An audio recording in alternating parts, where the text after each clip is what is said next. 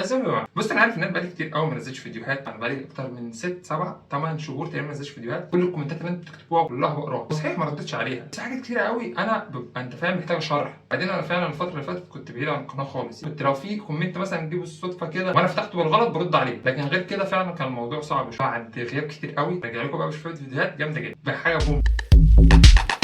انت لو واحد بتستخدم اندرويد طول عمرك وعايز تجيب ايفون، اللي هي مش عارفه ممكن لو جابت ايفون يبقى ايه المختلف عن الاندرويد، فانا قررت اغير من اندرويد لايفون. وهوبا بقى اتفاجئت بايه؟ تقريبا ايفون دخلت في فجوه زمنيه من 2010 لسه ما خرجتش منها لحد دلوقتي، تقريبا تاهوا ما عرفوش يرجعوا. خليني اقول لكم بقى ليه. بص خلينا نبدا. مثلا اول حاجه، انت لما تحب تتصل بحد بتاخد رقمه. مثلا في الاندرويد لما بتيجي تكتب الرقم تكتب 01 بيطلع لك كل الارقام اللي في السجل واللي في التليفون واللي في الكوكب كلها حرفيا، بيعرف لك دي ايه. في الايفون مفيش الكلام ده، انت لازم تكتب الرقم كامل كله على بعضه وبعد كده يقول لك ده في رقم عندك بالاسم ده، اللي هو لو الرقم حتى متسجل عندي، اللي هو لو انا بكتبه ايه ده ما طلعش ده رقم غلط ده ولا ايه. مش هي دي المصيبه يعني، مش دي المشكله. المشكله دلوقتي انت بتكتب رقم، كتبت 0 1 2 3 4 ما اعرفش ايه، اتلخبطت في الرقم في النص او كتبته غلط، لا انت بتمسح كله وترجع تكتبه من الاول. اللي هو ما ينفعش اجل النص كده زي الاندرويد، لا مش الكلام ده كده وبس، لا ما ينفعش. ده انت لو عايز تعمل مثلا سيرش على اسم عندك مثلا في السجلات ولا حاجه، فاتح صفحه السجلات بتعمل سيرش، لا ما فيش حاجه اسمها سيرش في السجلات،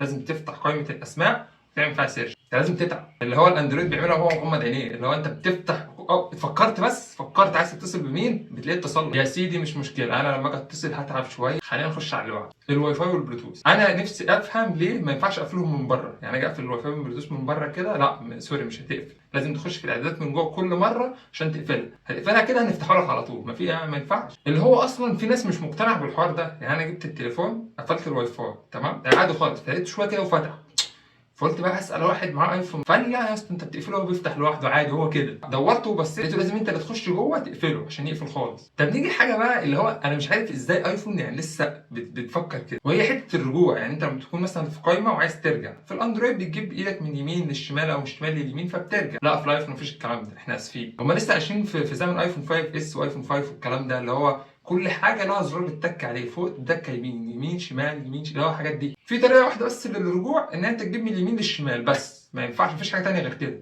هي مش دي المشكله الاساسيه. يعني المشكله ان انت مثلا لو فاتح صفحه فيس ودخلت على كذا حاجه ورا بعض، النت مثلا لو فصل منك، انت في الاندرويد بتجيب من السهم اليمين للشمال فبيرجع لك للصفحه اللي قبليها عادي. لا هنا لو النت فصل منك خلاص بقى انت تقفل الابلكيشن كله وتفتحه الدور من تاني. ليه بقى؟ لان مفيش رجوع، عشان هم لسه عايشين في زمن ايفون 4. طب بلاش، طب ليه الواتس لما اجي اقفل، يعني فاتح شات وقفلت الواتس خالص، قفلته لغيته، ليه لو فتحته تاني تلاقيه فتح على نفس الشات؟ ليه ما قفلت الابلكيشن خالص؟ لا بقى هو انت لازم تتعب معانا، لازم تقوم راجع الاول جايب الصفحه الرئيسيه جايب القائمه بعد كده تقفل الابلكيشن. في حاجه تبع الواتس ما قلتهاش، انت دلوقتي في الاندرويد طبيعي لما تيجي تحدد صور من على الواتس او اي حاجه بتفتح الصور تك تك تك تك تك تك وابعت يا باشا. في الايفون بقى لا، لازم هنتعبك معانا بقى. عايز تبعت صور لحد مثلا تقوم فاتح عامل تحديد يحط لك صوره واحده، بعد كده يفتحها لك، بعدين يقول لك ها عايز تزود صور تاني ولا لا، تقول له عايز زود فيقوم يزود لك صور تاني. في حاجه بقى مش كل التليفونات، انا متعود عليها من سامسونج، يعني حاجه موجوده في سامسونج. انا سامسونج حرفيا لما اخد التليفون عشان اقفله لازم احط البصمه، لازم اعمل حاجه عشان اقفله. اللي هو مثلا لو واخد التليفون بيهزر ولا حاجه بيقفله بتاع ما اعرفش ايه، حاجه بسيطه عايز اخد ارن عليه، لا هو خده قفله. حته بقى مهمه وبرده سالت عليها، الاسماء بتسجل فين؟ انا من العادي بسجل اسماء في جوجل. انا لما اجي اسجل الاسماء بيقول لي انت بتسجل وخلاص. قولوا لي طمنوني، طب انا بسجل صح طيب بسجل غلط، طب الاسماء دي بتسجل فين؟ مش عارف. المهم لازم تخش الاعدادات وتظبطها من جوه وتعمل دي بتسجل في كذا وتلغي، لازم تلغي الاي كلاود وتخليها في الجيميل. بس لما تيجي تسجل اسماء لا ما بيقولكش انت بتسجل فين ولا انت جاي منين يا ابني. حاجه ثانيه بقى انا متعود عليها في الاندرويد، انا متعود في الاندرويد ان انا عايز اعمل سيلكت الحاجه واعمل لها كوبي بيست اي حاجه من الحاجات دي بدوس عليها الفتره. في الايفون لا، تدوس دوسه واحده بتقوم مدياك الخيار على طول، فدي حاجه خدت وقت عما اتعودت عليها. نيجي لحاجه بقى كارثه بالنسبه لي. انا في الطبيعي لو ظبطت المنبه في الاندرويد هظبطه مثلا الساعه 7 الصبح،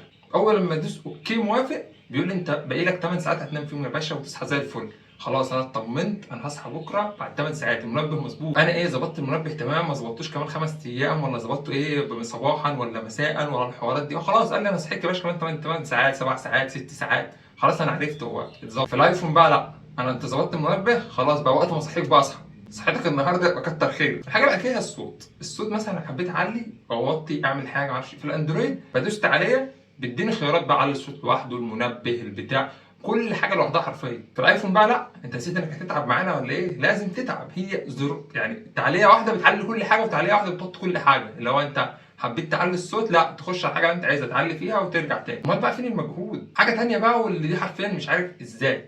عشان برضو للامانه انا تعبت من النظام شويه، فانا جربت فيه حاجات وركنته يعني، مش تمام. ففي حاجه برضو كنت مش فاهمها، لما اكون عايز اعرف مثلا استهلكت داتا قد ايه من الواي فاي. في الاندرويد على طول بتخش تك تك تك بيقول لك يا باشا انت كل حاجتك عملت كذا وكذا وكذا وكذا. في الايفون اتعثرت. في بقى حاجات زي كده كتير قوي. في حاجات بقى بسيطه كده بس برضو ايه مستفزاني جدا. الكاميرا، انا عايز اعمل اعدادات في الضبط بتاع الكاميرا، عايز اعدل الحاجه بتاع في الاندرويد من الكاميرا نفسها، بتفتح حاجه تلاقي في الضبط فوق كده تك تك تغير كل حاجه. في الايفون هتتعب معانا، هتخش على الضبط، تخش تنزل تك تك تك تدور على الكاميرا تعدل يا باشا وشكرا. حاجه ثانيه بقى من الحاجات المهمه اللي انا تعبت معاها برضه شويتين، الارقام. في الاندرويد انت عندك تحط سطر ارقام فوق تلغيه يبقى موجود على طول، يعني 1 2 3 تك تك تك. في الايفون بقى تتعب معانا بقى شويه، انت اتعودت خلاص على التعب بقى، احنا تعبينك من الاول هتيجي تروح هنا؟ لا طبعا. تقوم داس الارقام لوحدها، تكتب الرقم اللي انت عايزه، ترجع للكيبورد الاولانيه تكتب الرقم اللي انت عايزه، شكرا على وجودك معانا. فاللي هو يعني ليه يا جدعان؟ ليه المجهود ده؟ مع ذلك يعني مع ده كله اللي هو ايه؟ الايفون.